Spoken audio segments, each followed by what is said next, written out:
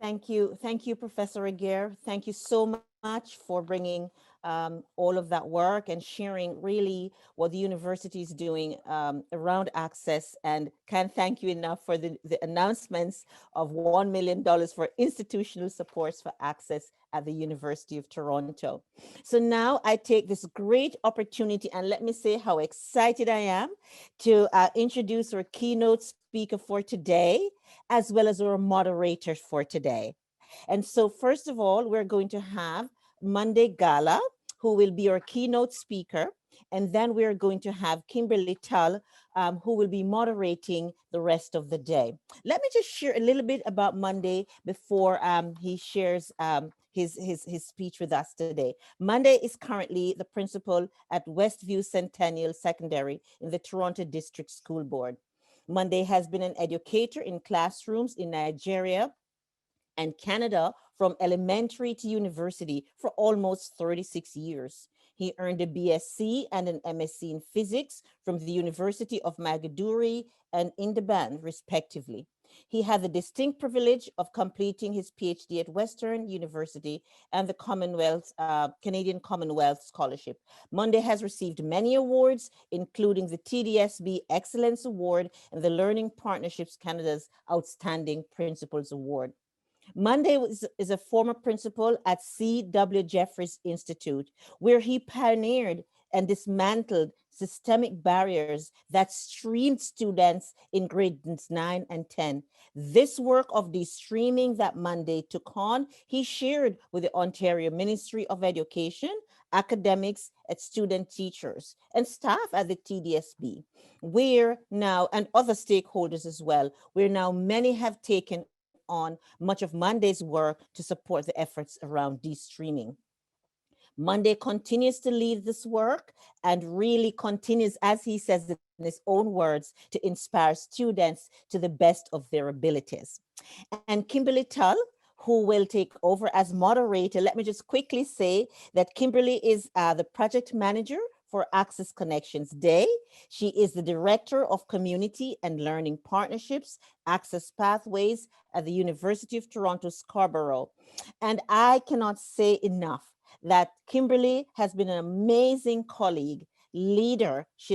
Leadership has done so much in terms of leading this work, chairing the committee. And I just want to say personally, what a pleasure it has been since 2017 to be working with Kimberley and supporting tri-campus initiatives at the University of Toronto. So I'm giving Kimberley some sisterly love, and as I hand over now to Monday, our keynote speaker. Welcome, Monday.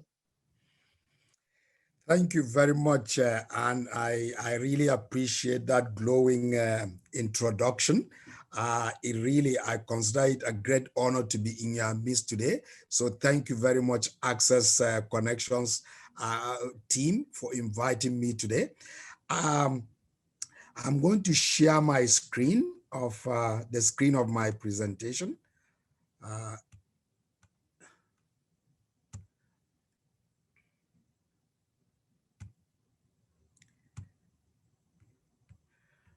Okay, and I will present from the beginning.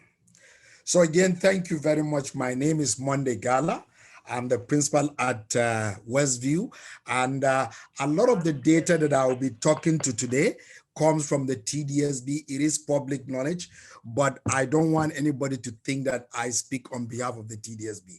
I'm actually making whatever remarks I give today are based on my own observations, having worked in the system for the last little while. Here is the agenda of what I'm going to present, and I'll just give you a moment to look at it.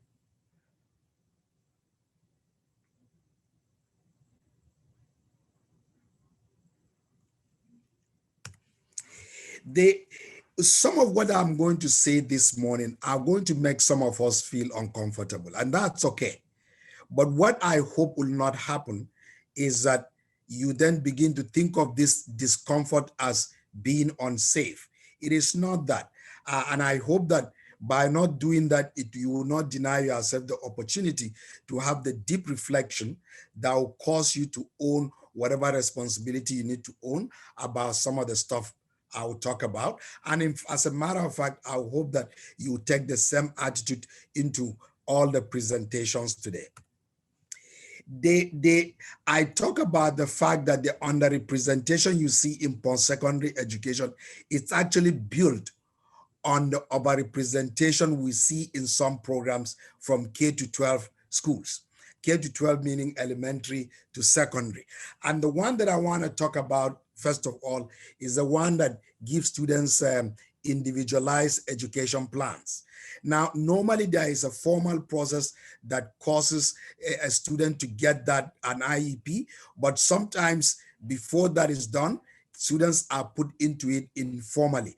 And we looked at the data from in the TDSB from K to grade 1, about 10,000 students, and found out that 81% of them actually were not formally identified.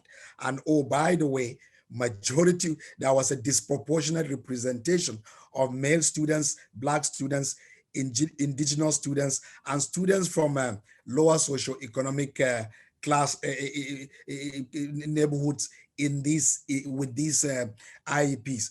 And as an example, as a matter of fact, specifically 71% of them were boys. And what tends to happen is that students that get these IEPs early, some of them would end up in the elementary school in what is called a homeschool program, which is a program that is intended to close gaps in learning, but studies actually found the exact opposite of that. Not much learning happens in these places. So the gaps are already being put in right from kindergarten. I put this picture there so that we become familiar with learning skills. These are tools that are usually based on the perception or the subjective understanding of teachers on how well students are learning. And they use these learning skills to judge kids with every report card. And I'll show you how that actually shows some of this overrepresentation.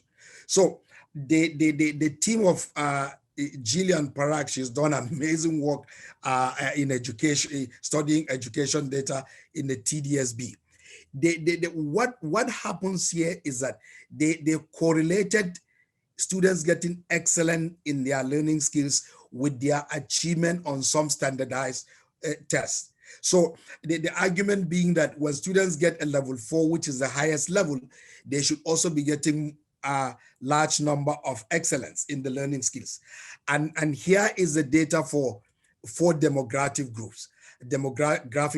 And you see that in grade 3, the Black students are at the lower end of getting this excellent rating.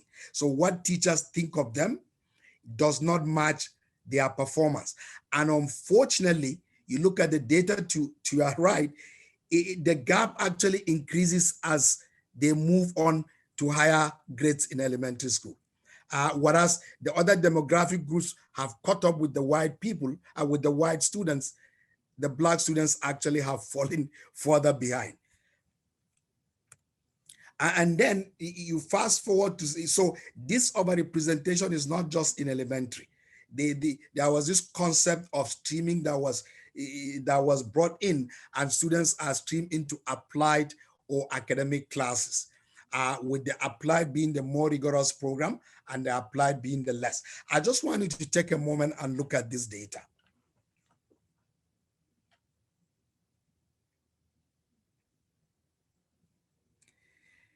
And I'll start from the bottom of this. If you look at the heavy overrepresentation of minority groups, Black students, students from socioeconomically lower neighborhoods, and also I don't have the indigenous data there, but indigenous students are being heavily overrepresented in the applied classes, with the unfortunate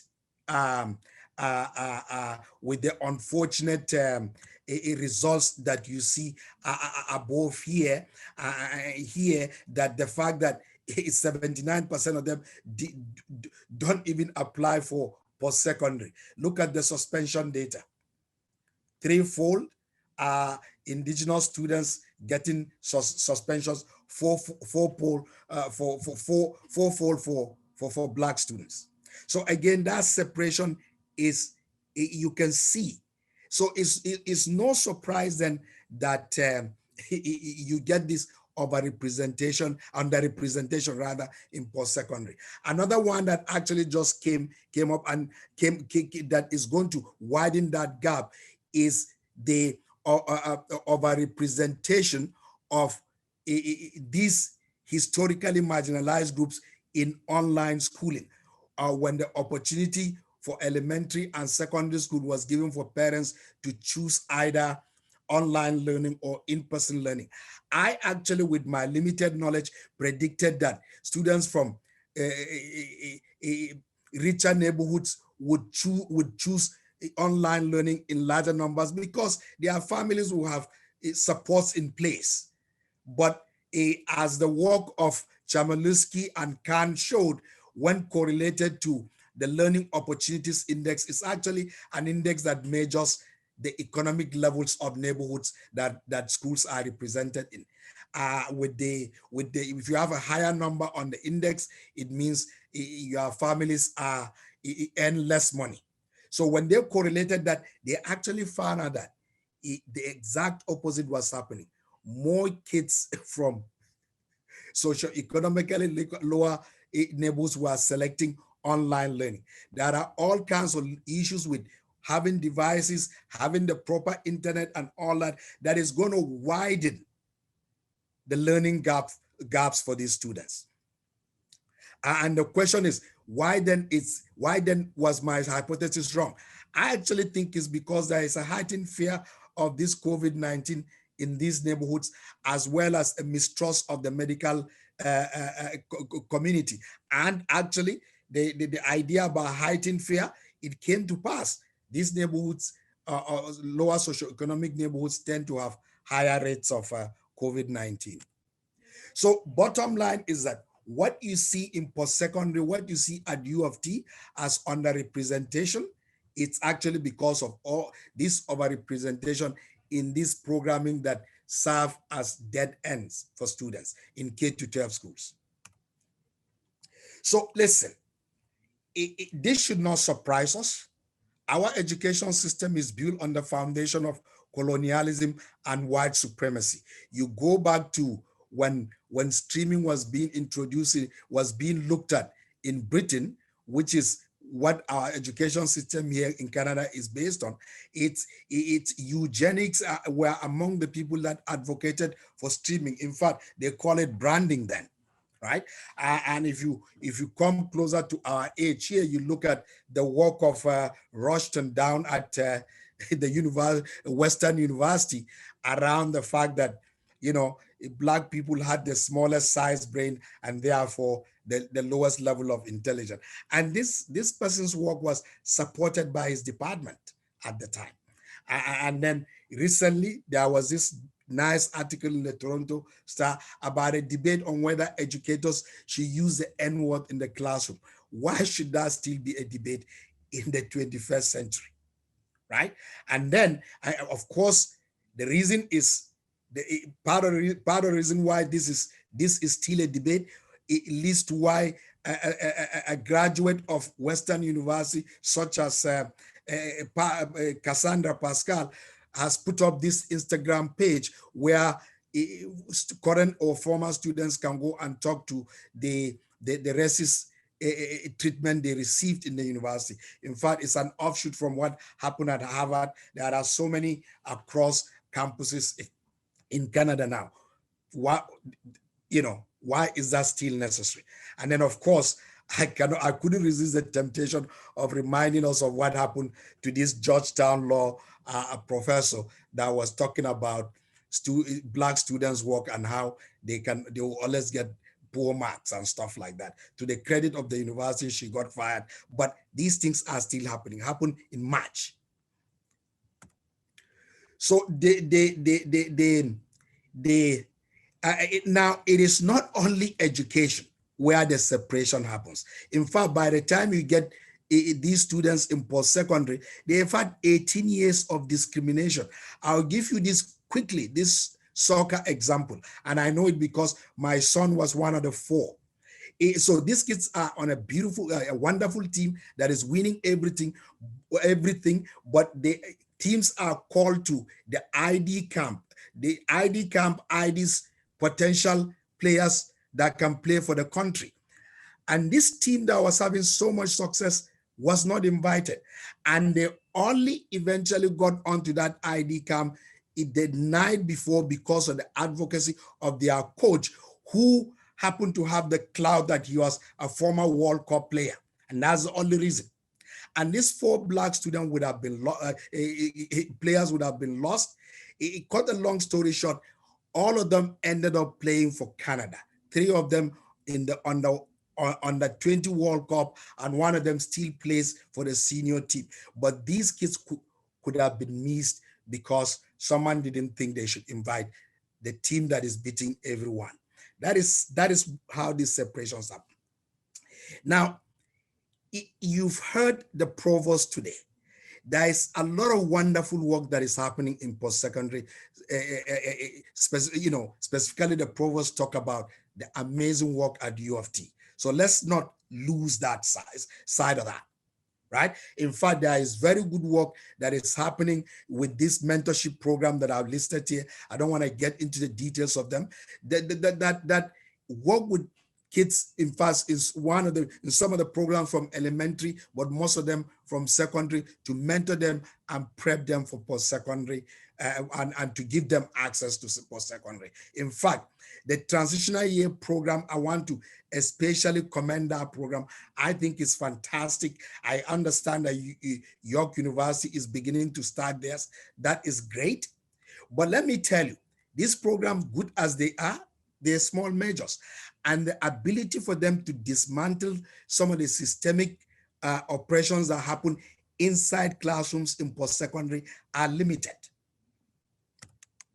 So what can post-secondary institutions do? One, these mentorship program partnership are fantastic, but and we should continue them and add to them. But I think there should be an intentional effort to recruit students from underrepresented communities. That's it. We already recruit them for athletic performance anyway. Why not recruit them into some of our competitive programs? Intentionally go out there and say, we're going to bring in underrepresented students. Have scholarships, and I'm sure the universities probably have some of this, but have more of those that are targeted at the underrepresented groups. And if we really want to make a big change, it's a matter of actually having a goal for when proportional representation in post-secondary is going to happen, especially into the competitive programs. The second thing, center anti-racist education in every work we do in the classroom. Move quickly away from Eurocentric education. Put our indigenous students, Black students, and other underrepresented groups and communities in the center of everything we do in the classroom. When professors are planning lessons, they should have these people, these underrepresented students in mind as they are planning their lessons on how best to engage them. Professors that are not engaged in anti-racist education should feel discomfort in university. And the way they're going to feel discomfort if they see everyone else engaging in that. And the ones that can be shown to be racist or white supremacists, they have no place in universities.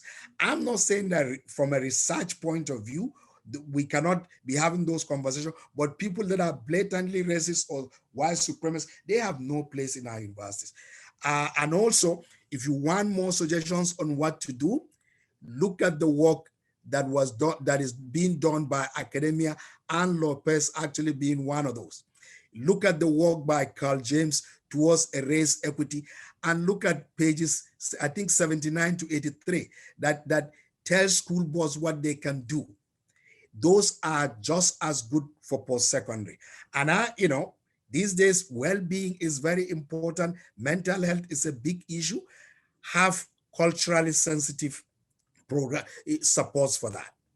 And for students that do learn in post-secondary, U of T, let's have exit strategy for them.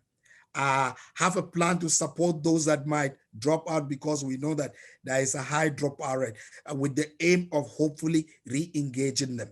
And we know that professors recommend students for all kinds of things, graduate study work.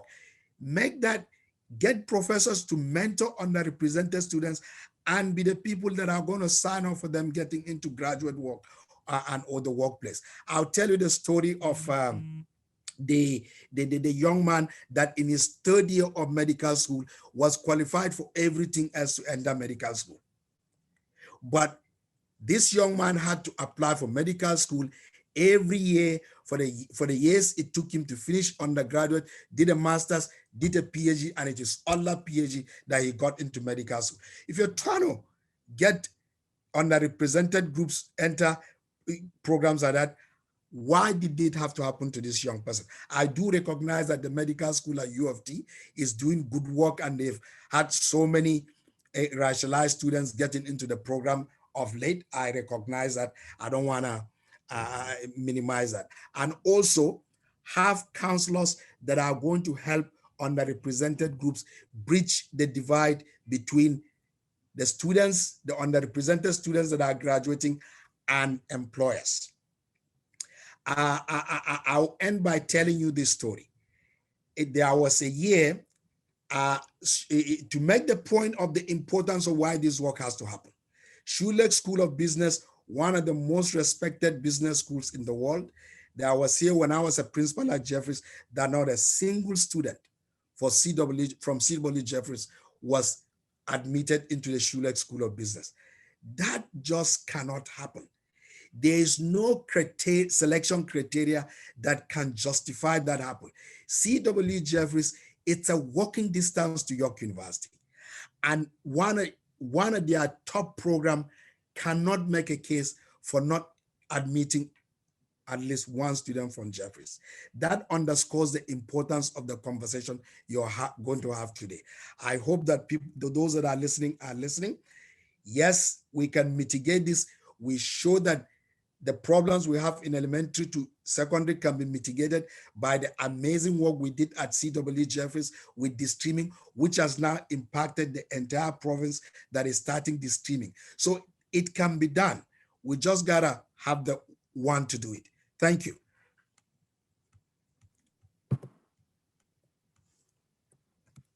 Thank you, Dr. Gala. Definitely appreciate that. You gave us plenty to think about. Especially providing context of with data, which is so important to this work. We often hear without the data, it's hard to advocate. So thank you for providing that. And thank you so much for providing the grounding and context for the day, the historical context, and then the haunting reality that students face, especially when I saw that in numbers that they've been facing 18 years of multiple oppressions, and it's been layered depending on their positionalities, that by the time they come to universities, they bring all that experience with them. We have a few minutes for a couple of questions. So the first question states, one second. From your work, what would you say to teachers who are anxious about teaching in de-streamed classrooms? Listen, there's no rocket science. You're just going to go in there and differentiate for kids. And don't buy into the philosophy that says that if you de-stream, then you're going to water down the curriculum. Absolutely not. In fact, we saw the exact opposite. Keep the standard high. You can lean on the students that are going to get this thing the first time you teach them to support in teaching others. What other better way to learn than to teach others? So ask your admin team for support. At CW Jeffries, we were in the classroom teaching with the teachers. Invite admin teams to come in and teach with you. Pay attention to your classroom data and scaffold for the kids that are not going to get it the first time. ask for additional support. It may be that your principal will support you with an occasional teacher once in a while to come in and help work with the kids that need that scaffolding. So it can be done. Wonderful, thank you. Just quickly pivoting to another question. You spoke about the exit strategy, and you also spoke about the K-12 experience. Wondering if you can talk more, we often call it access on the continuum. So how do we connect the dots, right? And usher and advance students through the pathway. Can you speak more about how that can be better connected across systems, across structures, and within universities? So we talked about some of the mentorship as well as outreach programs that universities are already doing. Those are very good programs. In fact, I mean the TYP at York, at U of T, it's an excellent program to begin to go into secondary schools, even elementary schools, to begin to tell kids post-secondary is for everybody. Let students hear that message loud and clear. But anybody can say post-secondary is for everybody. Show them the pathways. Begin to break some of these systemic barriers like streaming. Thank goodness, I think hopefully in the next little while, streaming will be a history in Ontario. Things like that. Be intentional on who gets an individualized education plan in elementary school, in K-12 schools. Don't do this thing willy-nilly. Just because the kids won't sit in one place, we start thinking of giving them an IEP. In fact, if I went to school in Canada, they would have done IEPs upon IEPs on me because I couldn't sit in one place. You have seen my animation this morning as I'm speaking. That is my nature, right? So that is to me, but when they do enter, when you do this outreach mentorship and they enter post-secondary, in the classrooms, that is when some of these structures have to begin to be dismantled. Take classrooms and turn them upside down so that you are centering historically marginalized students in the center of everything we do in the classroom in post-secondary. That would keep them engaged. That would attract them in.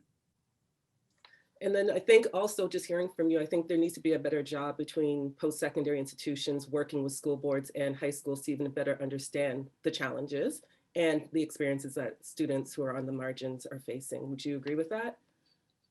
Absolutely. I couldn't have put it more succinctly. Awesome, thank you.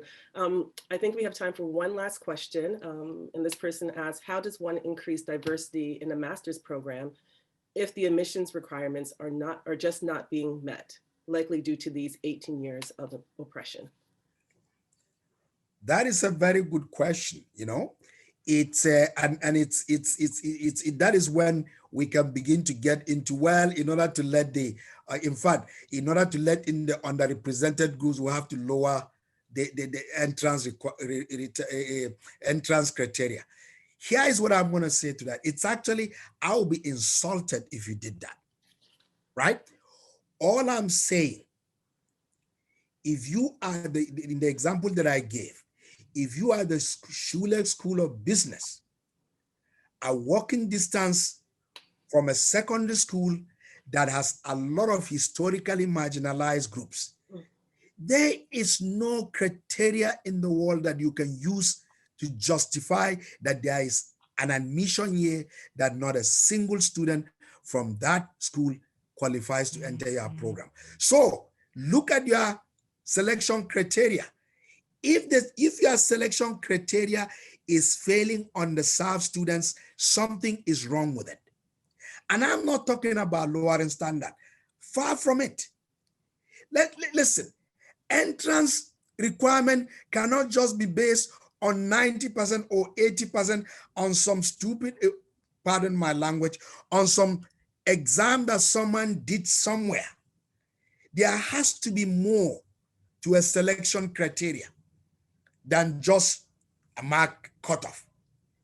I mean, do we really believe that the kid that got into a program with 95% is necessarily going to achieve better than the student that got in with 80%? I beg to differ on that. There are all kinds of factors that mitigate on people getting that 90 or the 80%. So find some other more robust criteria that looks to the real ability of students. I think that also bears the discussion around whose standard are we measuring students, right? And it's usually often Eurocentric colonial standards. I know we have to wrap up, but there's one more question I really want to ask. It says, Dr. Gala, student and parents also buy into meritocracy. What do you say to students and parents who might also resist being in de-streamed classrooms? Listen, I had one parent like that, that came to me and said, my kid can handle academic work. And I said, Mom, we are going to differentiate for your child. I'm a math teacher. I like to use a quadratic equation example. In order for a student to factor a quadratic expression, they need to understand some very key things. One of them being the factors of the numbers that are associated with that expression, right? They need to know the factors. So if I'm a teacher, I'm going to scaffold for my students. I'm going to give numbers that have 20 factors, that have more factors for the little future engineer, the future astronaut, the future whatever. I'm going to give that for that student. But for the rest of the student, I'm going to give numbers that are prime numbers that have only 2 factors. And the reason is this. Remember, the skill is you have to know the factors of the numbers. If a student has to deal with 20 factors, they're going to say, I'm out of here, because they can't manage that many numbers in their head. But if you give them a quadratic equation with prime numbers, they're managing 2 factors. If you add the negative numbers, they're managing 4. It's easier for them to manage. So that is why we don't have to teach different curricula. We just need to differentiate for kids. Kids will demonstrate their learning using different ways. Differentiate assessment and evaluation too. Pay attention to your assessment. If teachers pay attention to their classroom data, they will be able to scaffold for kids. So what I'll be telling these families, your kid is going to be fine. We're going to teach to the individual child. And that is how your kid is going to be successful in the so-called, in the more rigorous program. And the same can be said for universities. There's so many questions. The chat is firing off. Unfortunately, we're out of time. What I might do, and put you on the spot, perhaps we can send the questions to you and we can find some creative ways for you to answer those questions, and we can circulate that back to the group. Does that sound good? Absolutely. So, thank you very much. I'm looking forward to the panel discussion.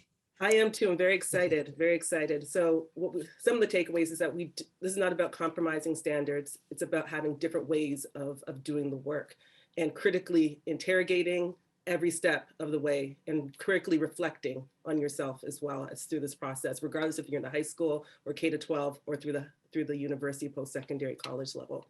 So Dr. Gala, please accept our sincerest appreciation to you for joining us and sharing space with us and sharing your time, energy, wisdom, knowledge.